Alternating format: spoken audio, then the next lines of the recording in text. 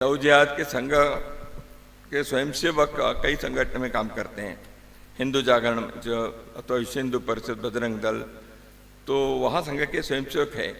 संघ सीधा संघ तो शाखा चलाते स्वयंसेवक निर्माण करता है। संघ डायरेक्ट किसी जिहाद के इसमें हम हाथ नहीं डालते, लेकिन जिहाद हो रहा है तो समाज के लिए समस्या हो रही है लव जिहाद से, तो इसलिए हमारे युवतियों को, लड़कियों को, किशोरियों को बचाना ये काम है।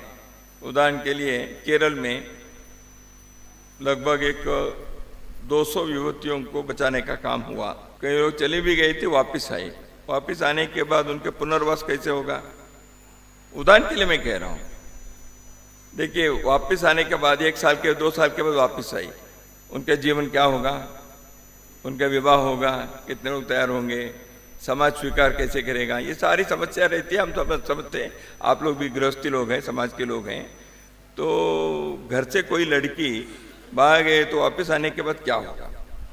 इसलिए रिहैबिलिटेशन एक बहुत बड़ा काम वहाँ की एक संस्था ने किया, संघ उसके पीछे पूरा खड़ा रहा। हम गए ठीक, और बहुत सारे युवतियों ने अन्य युवतियों को सावधान करने के लिए अपने जीवन इस कारण से उन्होंने रखा।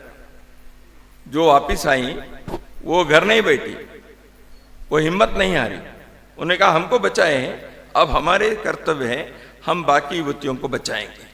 इसलिए उन्होंने जीवन में हम अभी विवाह नहीं करेंगे, हम इसी काम के लिए करेंगे, ऐसे तैयार हो गई। तो ऐसे कार्य के पीछे संघ के स्वयंसेवक एक संबल देने के लिए, पोषण देने के लिए, आवश्यक सहयोग देने के लिए हम खड़े हैं।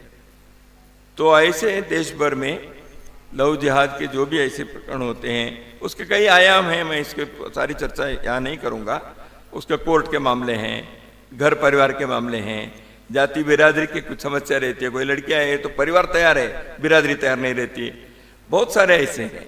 तो इसलिए इनको सुलझाना पड़ता है। इन सारे आयामों में स्वयंसेवक जगह जगह पर आवश्यकता अनुसार करें, लेकिन उससे भी महत्वपूर्ण यह है, वापस आना तो बाद की बात है, जाना ही नहीं चाहिए ना। इसलिए अपने किशोरियों को, युवतियों को, घर में बालिकाओं को योग्य प्रशिक्षण, संस्कार और रक्षा देना यह हर परिवार का भी काम है।